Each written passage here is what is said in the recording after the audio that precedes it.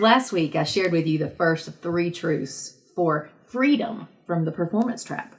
We discussed the lie of trying to keep up with the Joneses and how that is a lie and how it wrecks our lives when we try to do it. And it wrecks our health and it wrecks our relationships. And then I talked about the importance of doing our inner work to recover our true self and discover our worth outside of our performance so that we can start thriving in a life of freedom and fullness.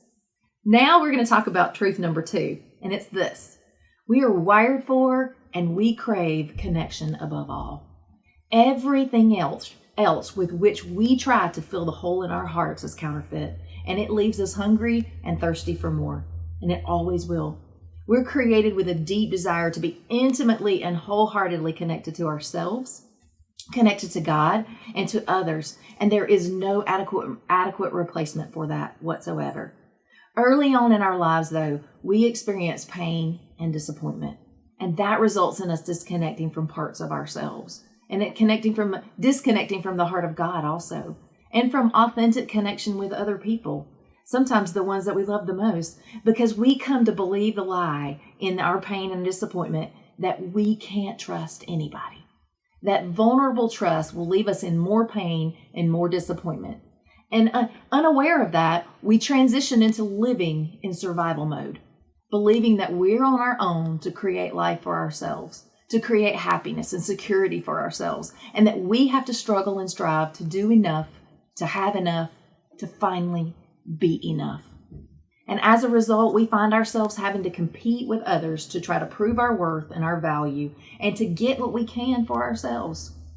We also fall prey to constantly comparing our own perceived inadequacies and lack with the glorified strengths and accomplishments of others that we admire.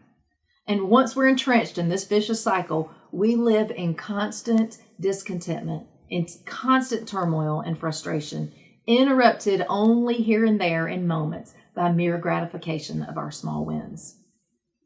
Yet those highs that we get from those small wins quickly fade as soon as somebody else emerges who appears to have more or to do it better or whatever we've set the measuring stick on that feels better to us. And I lived in this prison for most of my life, and what a miserable and frustrating existence it was. Until I finally listened to the true yearning of my heart for real and deep connection with myself, with my own heart, with God and His heart, and with others.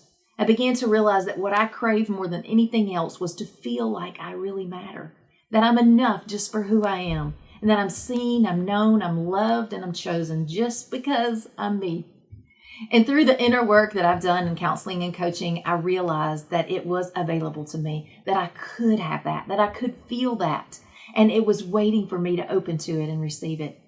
Yet the walls that I had constructed to protect me and the performer self that I had empowered inside of me were fervently blocking me from ever experiencing this. And to have the authentic connection that I craved, I knew those walls had to come down, and my performance mentality had to be dismantled. And hear me when I say this. We cannot compete and compare and ever expect to truly connect with ourselves, with God, or with others. Not at the level that we would want to. It will never feel like enough. It will never feel good enough. Because you see, competing and comparing oppose connection. And true connection, authentic connection, vulnerable connection, and continuing to fortify the walls in your heart and enabling your performer self to compete and to compare is actually stealing from you, and it's time to stop it. You too can have the deep, authentic connection you're craving if you will decide to do the inner work you need to dismantle your own walls and your own performer inside. But we've got to stop battling and fighting against who we were created to be. And we've got to stop rejecting the incredible story that God's writing on our heart and in our life. And I encourage and I challenge you today to make the shift. Stop settling for counterfeit, because you were created and you deserve to feel seen, known, loved, and valuable. And you deserve to know that you matter for exactly who you are outside of what you do and what you have, how much you achieve, and without comparison to anyone else. You are enough. The relationship that you have with yourself, with your own heart, with God's heart, and the hearts of those you love and enjoy are the most beautiful and enjoyable moments in life. They are what matter most. And it's time to stop sacrificing those for some counterfeit outcome, achievement, or image that always leaves you jonesing for more. And if you're ready to get breakthrough freedom from the performance trap that keeps you stuck in a life of striving, struggling, and surviving instead of living fully alive, I'd love to help you make that happen. You can email me at conniej@arisecounselingandcoaching.com, and I'd love to coach you to soar in a life you love.